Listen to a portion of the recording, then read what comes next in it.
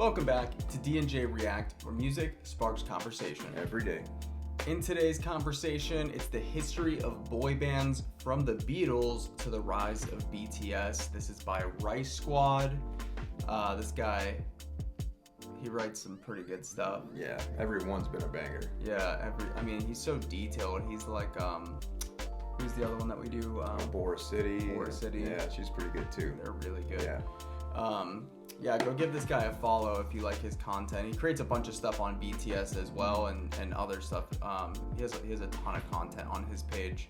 But with that being said, let's not waste any time. Let's jump in. Let's go, man. In our last video, we tried to compare and contrast the world's most famous boy bands. And some of you had some very strong opinions. As some of you have pointed out, there were things we chose not to include in the video, because unfortunately, if we included everything we could have talked about, it would have easily been an hour or longer. It wasn't supposed to be exhaustive, and neither is this video. This is simply an overview of its history. Now, boy bands, love them or hate them, they've been around for quite a while now. Although the term can be loosely applied to any all-male vocal group such as the Buffalo Bills, or the Ink Spots, I don't want to set the world. they aren't the first boy bands in the traditional sense. That distinction is reserved for the Beatles. I need somebody help, not just any. At the time, the term boy band didn't exist, and it wouldn't until around the 80s. However, as Hollywood Reporter put it, the Liverpool quartet known as the Beatles were not only the quintessential rock band, but many considered John Lennon, Paul McCartney, George Harrison, and Ringo Starr to be the original boy band, especially in the early 1960s, when young girls would scream at the top of their lungs and pass out upon first sight of the Fab Four. And as the Telegraph put it, mass stage invasions, faintings, and hospitalizations, the Beatles were the first boy band before anyone had thought of the term. But before we go any further, a question worth asking is, what exactly is a boy band? Wikipedia lists several key factors that make a boy band a boy band. Number 1 is they make pop music, of course. Number 2, every aspect of the group's image is meticulously controlled and typically catered to teens. Number 3, they have to keep up with the latest fashion and music trends. Number 4, each member needs a distinguishing feature or personality stereotype, such as the baby, the shy one, or the bad boy. I'm a good boy. Number 5, their music is written, arranged, and produced by a producer who works with the band at all times and controls the group's sound. Number 6, they have elaborately choreographed dancing. And number 7, every member sings. No one should dominate the stage more than anyone else. But wait a second. One Direction doesn't really have choreographed dancing, but we definitely consider them to be a boy band. And when it comes to other groups such as BTS and definitely the Beatles, they do write some of their own music. And here's something that's also brought up a lot. What about playing their own instruments? Some people say that the Beatles shouldn't count as a boy band because they play their own instruments. Well, the Jackson 5 certainly did. And so did the Jonas Brothers. Boy bands, and another one, and another one, and another one. So it seems like that's a non-factor. The thing that's difficult about trying to quantify boy bands is that most groups don't fulfill all the criteria. In an article by Billboard, they state that the Beatles are an interesting boy band debate because either they're the furthest thing from a boy band or they're the most important boy band there's ever been. I don't know if there's much room for an in-between interpretation. And while it's true, they set the bar that every successful boy band today hopes to reach. Crowds of screaming fans, sold-out concerts, the perfect hair, the matching outfits, the charming personalities, the romantic songs, the fangirls, the dashingly good looks. They were known for these physical qualities just as much as they were known for their vocal talent. And I don't think it's wrong to say that the Beatles were the very first boy band, especially given how much the Beatles have influenced modern-day boy bands and the constant comparisons that are made to the Beatles, whether it's the Monkees, One Direction, and even BTS. And it's fine if you disagree, because the very idea of boy bands BTS logo has definitely evolved. looked in that last scene right there. Isn't that kind of like how the Beatles Kind logo? of the same with like, the drum set, yeah. Yeah. On the front of the bass. Mm-hmm. Over time. Though the Beatles slowly departed from their typical pop music formula, they absolutely dominated the music scene from the 60s to their eventual breakup in 1970. The Monkees were a group formed in 1966 that was actually conceived for profit, and the actual band members were chosen from a group of 437 candidates. I'm sure this doesn't sound too different from how some boy bands are created today. Trainee auditions. Believe it or not, in Big Time Rush fashion, they started as a TV show whose premise was, as described by band member Mickey Dolenz, about an imaginary band that wanted to be the Beatles that was never successful. They eventually outgrew their TV show, canceling in 1968, and ironically became one of the most successful boy bands ever. Oh, I could hide me. So funny, man. When I was a kid, I used to watch this on TV. This was like the big thing to watch. The Monkees. Was it a show or? Yeah, it was like an actual TV show, kind of like a Scooby-Doo, but in real life, where they would do like all these skits and like have adventures and things that they go on, but they'd always have music, obviously, as kind of the back theme to it. So it's like a musical, essentially. Musical show. Yeah, musical show where they always had songs and things that they played, but yeah, it was kind of like if you ever watch Scooby-Doo, how they're always like going on these adventures and stuff. And Yeah. there's stories that they're doing. That's pretty It's kind cool. of what this was, but in real life. Wasn't Scooby-Doo invented around this time too, like 70s? Yeah, I used to watch Scooby-Doo all the time too, back in the day. Nice. The wind.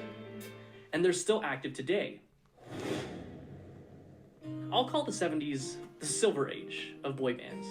The 70s saw the Osmonds and the Jackson 5.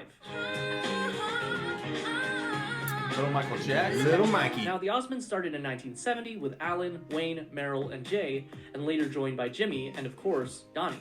Funny enough, they got their big start after a Disney executive heard their singing and hired them to perform on television. And big surprise, they aren't the only boy band that got their start with Disney. Jackson 5, formed in 1965, is one of the best-selling boy bands of all time, and they're especially notable in that they incorporated dance moves into their performances, something that has become a staple in modern-day boy bands. They're also notable for being the first non-white boy band on this list. It seems as though the 70s were a popular time for family bands. In addition to the Osmonds and the Jackson 5, the 70s also saw the Bee Gees, the Carpenters, the Beach Boys, and others, but none of them were boy bands, but there is a notable one that will come later. Now, there are several important groups that became big in the 80s. The first notable group was New Edition, formed in 1978, who were first discovered by producer Maurice Starr at a local Hollywood talent show. Starr helped them record their first album, Candy Girl, which quickly rose to the top of the charts in both the US and the UK, but they quickly separated due to financial disagreements. However, they were more of an R&B group than a boy band. Starr decided to try his winning formula once more. It was 1985, and they were the model boy band. They were the first big successful boy band of the modern era. They paved the way for the boy bands of the 90s and the early 2000s. Starr asked his talent agent to find a bunch of quote-unquote white boys who could rap, sing, and dance. A tried and true formula to this day. And thus, New Kids on the Block was born. What about Back in the day. What about Beastie Boys? No, they were more like a rock rap band. They weren't a boy band. I feel like they were more rap. Well, they did a lot more rap, but they had like a rock theme to them as well. But yeah, it wasn't like your typical boy band. Oh yeah, like No. not pop type. No, not at all. And Marky Mark, aka Mark Wahlberg, was a former member. Yeah, he's actually here in Vegas. Lastly, there was a I group know. that was living proof that the boy band formula could find success even outside of the UK and the US. Menudo started in 1977 in Puerto Rico and became the Menudo. first world-famous boy band to be non-white and non-English speaking, performing in Spanish. They were very young, even when compared to What? boy band standards, the youngest being only 9 years old when they first What? started. Former group of the one and only Ricky Martin. Young. That's crazy. The 90s is the golden age of boy bands. There's too many notable examples here to even go into depth for each of them. Boys to Men is an all-black boy band that Yep. once again proved that the boy band market is not exclusive to any one race, and they still find their way onto everyone's playlist when Mother's Day comes around.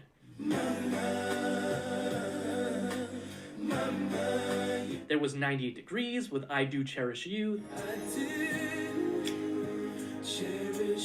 Wasn't he married to like Jessica Five, Simpson? O-Town, Together, Dream Street, LFO with Summer Girls, Kids on the block had a bunch of hits. Chinese food makes me sick. Savage Garden, Anytime I need to see a face, I just close my eyes and I am taken to a picture of crystal. and of course, Backstreet Boys Tell me why ain't nothing but a ball. and NSYNC. Good one. Now, these guys weren't groundbreaking in any way, they just did everything better than those who came before them. We've already talked about the Backstreet Boys in our last video, but it's hard to ignore their absolute dominance in the 90s. And of course, there's NSYNC. Of all the members of NSYNC, Justin Timberlake was really the one who was able to continue his career in music. But then again, Lance Bass ended up becoming Sephiroth in Kingdom Hearts, So, who was really more successful? Chosen one. You decide. The 2000s. There were small groups trying to keep the boy band dream alive, but for the most part, boy bands were kept off the airwaves. After the huge 90s wave and incessant screaming of teenage girls, we thought the world was done with boy bands for good. That was until the 2010s, which I will call the renaissance of boy bands. We saw family bands make a big comeback as the boy band revival was spearheaded by the Jonas Brothers, who formed in 2005, being another big boy band formed by Disney. They're still out here performing. Yeah, Big Time Vegas is Rush, still in going. a similar move to how the Monkees got their start, debuted with their own TV show in 2009 before becoming a full-fledged band. The Wanted also got its start the same year. I'm glad you came. Though it's that was debatable really whether or not popular 5 back Seconds then. of Summer, formed in 2011, was in fact a boy band, and I've seen it go both ways, they're definitely worth a mention. Last but not least, we have One Direction, formed in 2010, who was really the backbone of the whole era. We've already talked about One Direction in our previous video, but I can't say enough how much One Direction really embodied the archetypal boy band. And then we get to the modern age of boy bands, the end of the 2010s and the year 2020. J-pop boy band Arashi made waves recently when they, according to IFPI, beat out Taylor Swift for the best-selling album of 2019 with their album Get 'em. 5x20, All the Best 1999-2019. And while I could talk at length about J-pop, it's clear that the real worldwide phenomenon is K-pop.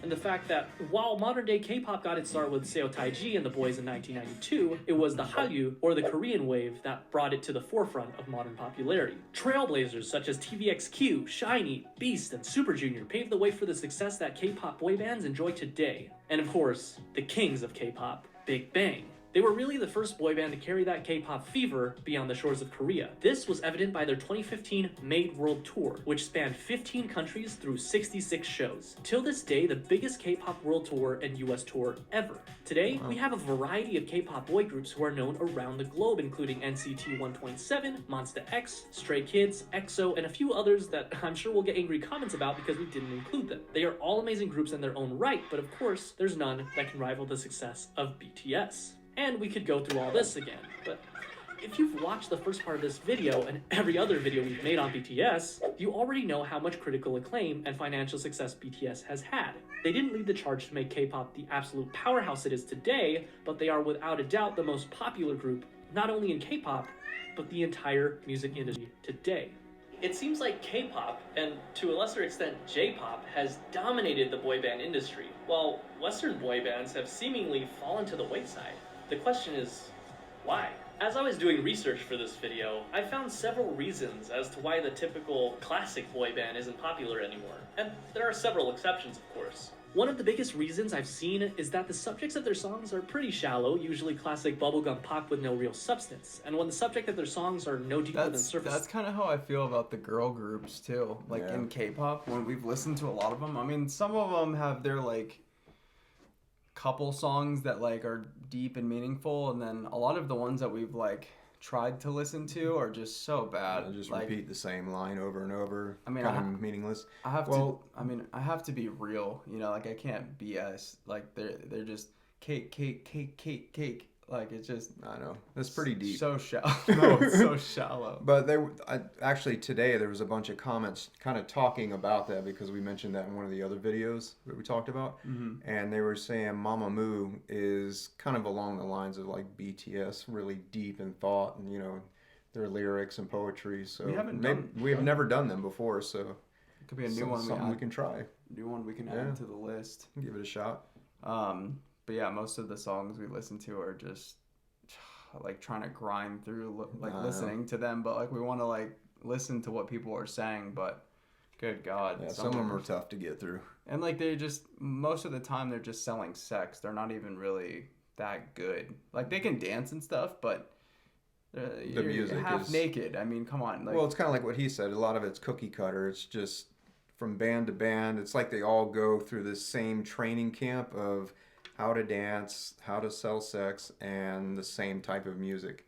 It all sounds the same. It all looks the same. like you notice recently, like a lot of Blackpink stuff, like even their own fans, like Jennie wearing like shorts just wedged up her ass crack and dancing on stage, and even like some of her fans are like, Jesus, dude, like you don't need to do that. Yeah. Like it's just so over the top. And same thing with like Lisa just wearing like practically nothing on stage.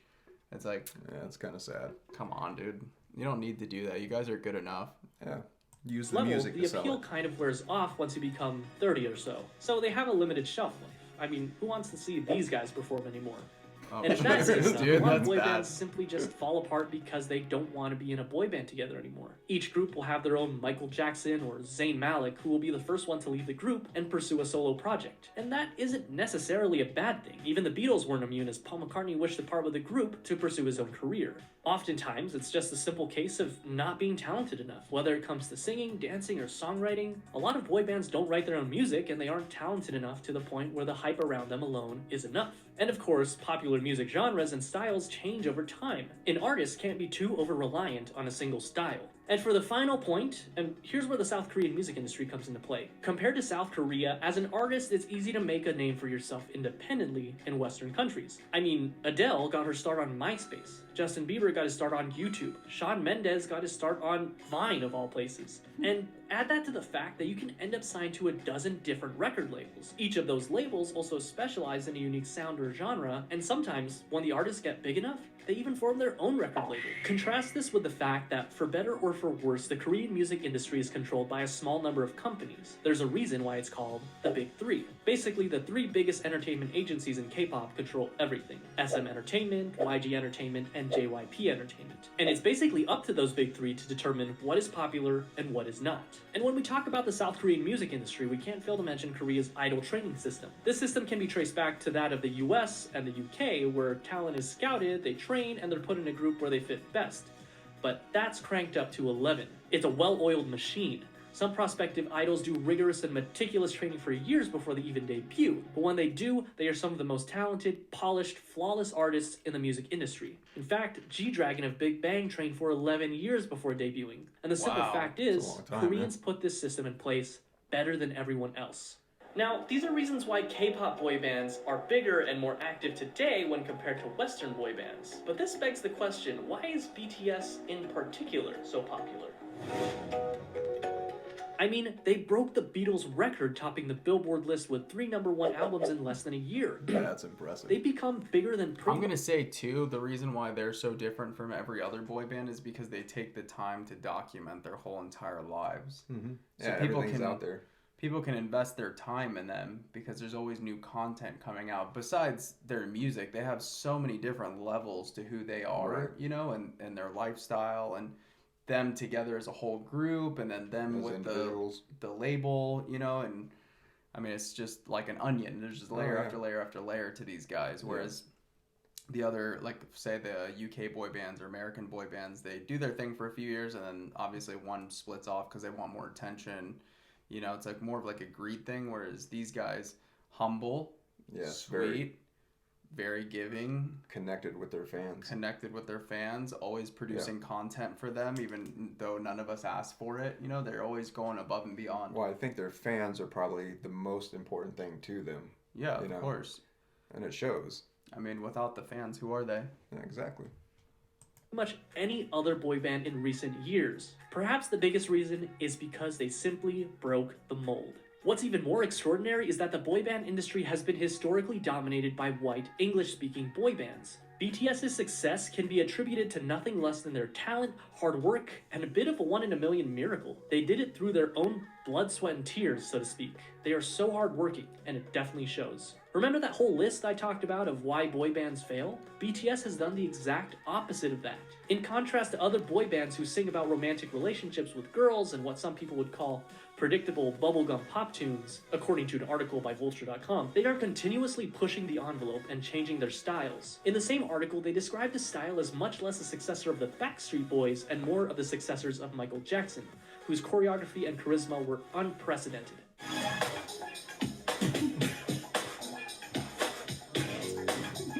While of course It's like, there's what? a lot of love for the angelic vocals of BTS, rap has also played a very important part in creating their own style. In stark contrast to the typical boy band where every member sings, it's so refreshing when you're in the middle of a song and you hear RM's raw rapping skills, J-Hope's energy, or Suga's soul put into every single line. Interestingly enough, at the first glance, it seems as though the success of BTS was miraculous, despite not being part of the Big Three. But it can also be argued that their success was because of their separation from the Big Three.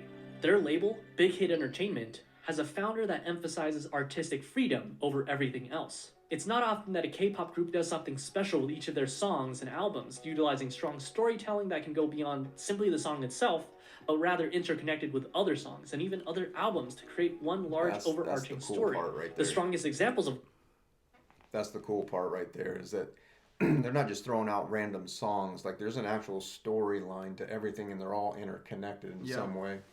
Yeah, too. I think the other thing that makes them such a bigger deal than a lot of other bands is they learn different languages and they sing in different languages. Yeah, that's pretty impressive. That's super impressive. Like, it would take a superstar for a white American to be able to make a pop song in Korean. Yeah, Korean or Japanese. Japanese, right? Like, we tried Korean for what, a month? That was hard, man. Super hard. That was tough to learn. But that's probably how they felt, like looking at English on a paper and trying to sing, put songs together. It's probably brutal. So, but they did so well at it, and they're so good at it, it just seems natural. But because they did that, they broke into the USA market, and then they started collabing with USA artists, and that just helped them out even more. To the moon.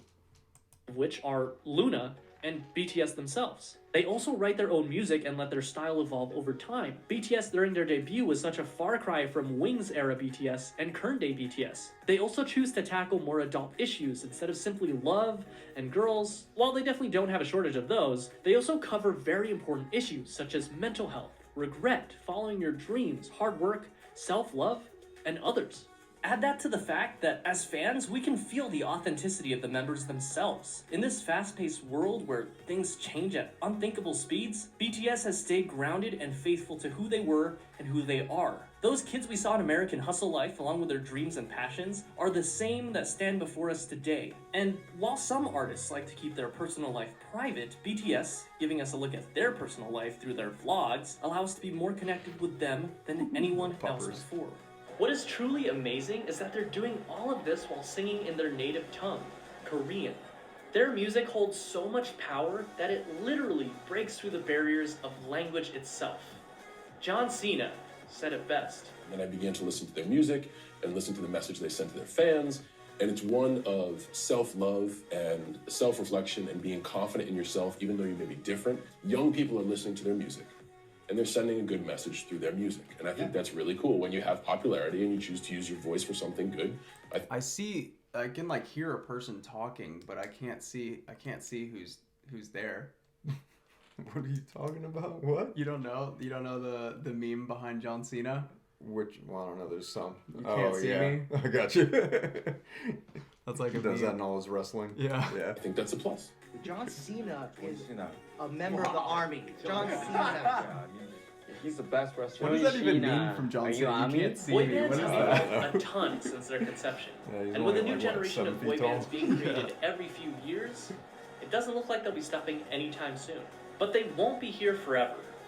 Let us reminisce boy bands past, enjoy the boy bands we have today, look forward to the future, and remember to let it be and love yourself. Absolutely. Good message. That's pretty cool. All his stuff's so good, man. It's kind of cool to go back and see some of the older bands. I forgot about a bunch of those. Even like the Monkees, that brought back some memories when I was a kid. And you said that was a show on them Yeah, too, it was an right? actual TV show, yeah. Oh, that's crazy, man. Yep.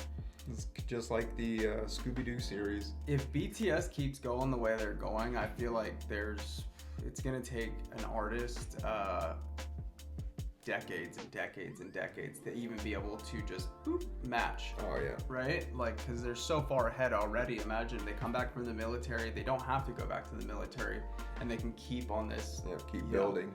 This snowball effect that they've already built.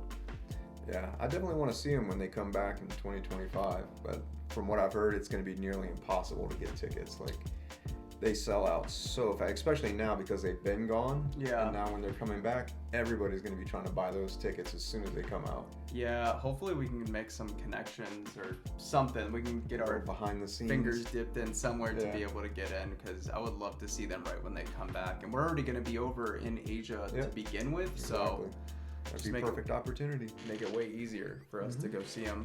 But good stuff, guys. Make sure to like, subscribe, hit that bell notification for more. Jump over to Patreon. We got a ton of BTS content over there that's only for Patreons. Everything's 2 days early, ad-free, and we're also giving 15% discount up front for the whole entire year. And we made a K-pop shop now. Go ahead and tell them about it. Yes, we did. Tons of like cool shirts. Got hoodies, cups, coffee cups, and mugs. Like literally anything you want, we've got it over there. Really cool K-pop logos. We want you to check them out. You can go to djrkpopshop.com to check it out. And if you want to save 10%, use DANDJ SAVE. Yep, for 10% off. Yep. All those links will be down in the description too. With that being said, guys, thank you so much for watching, and we'll see you on the next one. Peace.